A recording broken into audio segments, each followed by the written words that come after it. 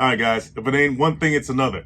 Car got a radiator leak. Let's see what we can do about it. See you right after this.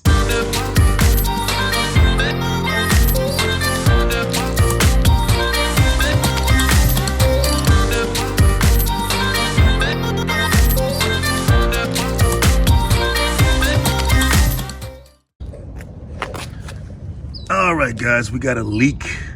Looks like a radiator leak coming from this car right here. And we're gonna see if we can stop that. So we're just gonna test this out again and see where that leak's coming from, just so you guys can see. Gonna fill up the reservoir with some water here. And let's take a look, see where this thing is leaking from.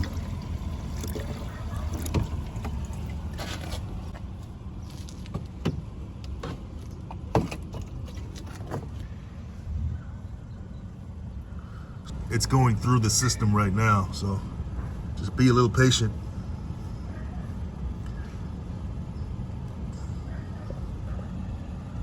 There it is right there.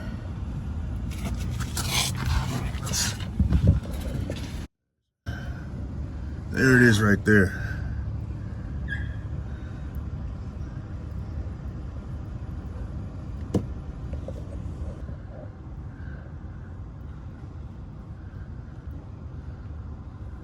Fresh water. All right, guys, we're gonna use this right here. It's a stop leak product. It's very popular.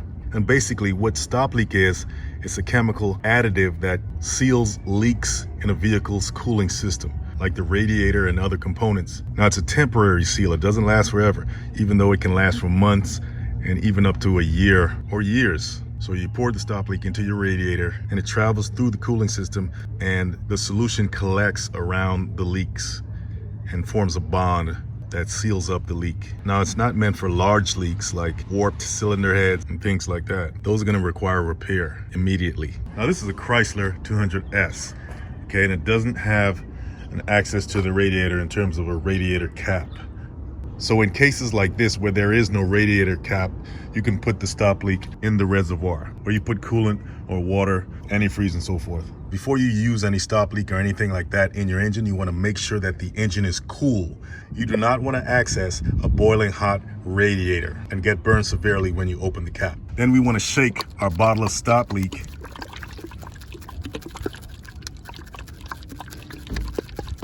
before we put it in. Now, this full bottle treats up to 4 gallons, but this is a 4-cylinder and you only need half a bottle for a 4-cylinder engine. So we're gonna pour half a bottle in there. Check out the flakes, the aluminum flakes in there. Sodium silicate is another important ingredient in this, and that's what's used to seal the leaks. So let's pour half a bottle.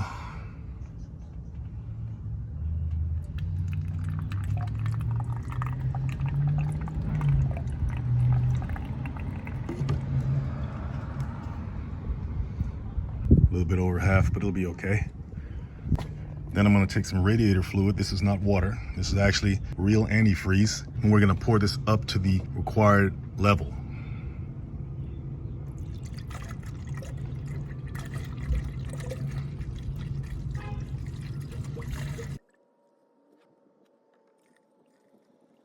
Then we're gonna run the engine for about 20 minutes.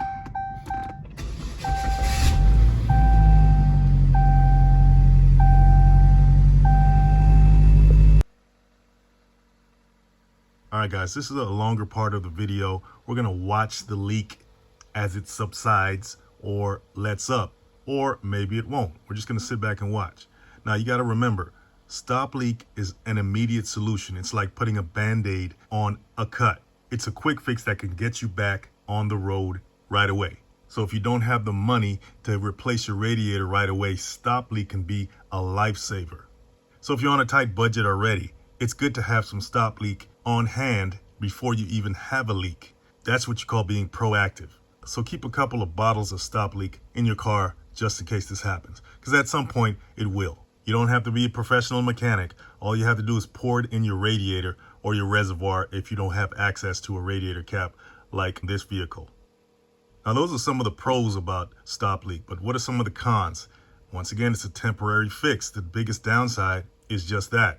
It's temporary, even though it may last months or years. Depending on the size of the leak, the severity of your radiator problems. It'll buy you time, but it won't fix the underlying problem. Once again, it's a band-aid. And there is a potential for stop leak to damage your system. Some mechanics say that the substances used to seal the leaks can also clog other parts of the cooling system, like the water pump or the heater core. And if that's true, that's just one of those instances of solving one problem just to create bigger problems. And as I said before, stop leak doesn't work for all leaks. It's good for small leaks.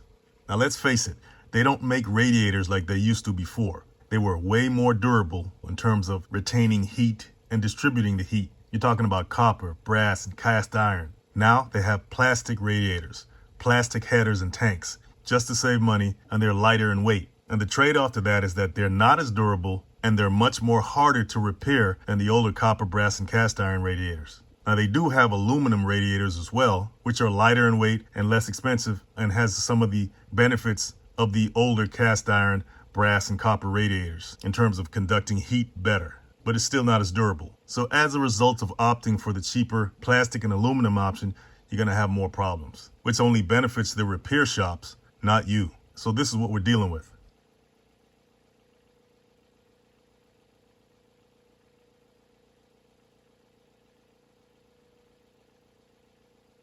Now the stream of water that was coming out of there seems to have subsided. Now it's just droplets. Even though it's dripping pretty rapidly, that stream is gone, which tells me that the stop leak may be working somewhat. Now it's recommended that you drive or idle the car for about 15 to 30 minutes. They say in most cases the leak will be sealed instantly, but it can take up to 30 minutes for other types of leaks. I think this is one of those 30-minute leaks. If it's not sealed in 30 minutes, a second application may be required. If that doesn't do it, then of course you got to repair it. And the leaks between the end tanks of the radiator, the hoses, the coolant reservoir tank, or the water pump cannot be sealed by stop leak. So it's not foolproof, and it wasn't meant to be.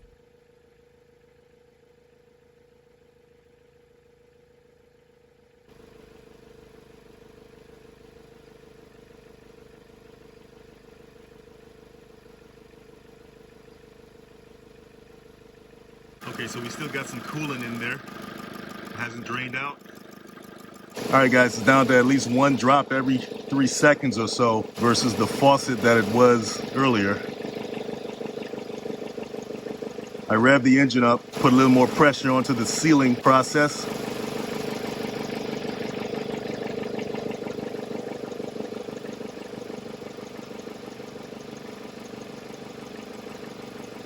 I'm gonna drive it around a little bit, and I'll get back to you guys. All right, so I let the car idle for about 20 minutes, and then I drove it around for about 45 minutes to an hour, maybe even more. Our reservoir is completely dry, and we see a little spot right there. So I wouldn't say this was a successful attempt. So the stop leak didn't seem to hold for whatever reason, and that's the way it goes sometimes. I'm gonna pour the rest of the stop leak in and go from there.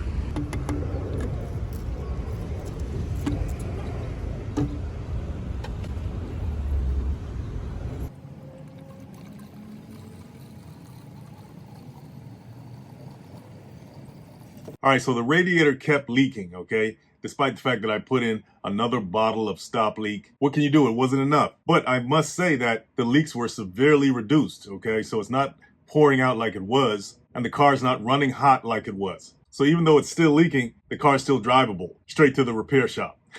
Anyway, guys, if you got something out of this video, you want to add something in the comments to help us all out, feel free to do so. Hit that like and subscribe, check out the links in the description, and I'll see you in the next one.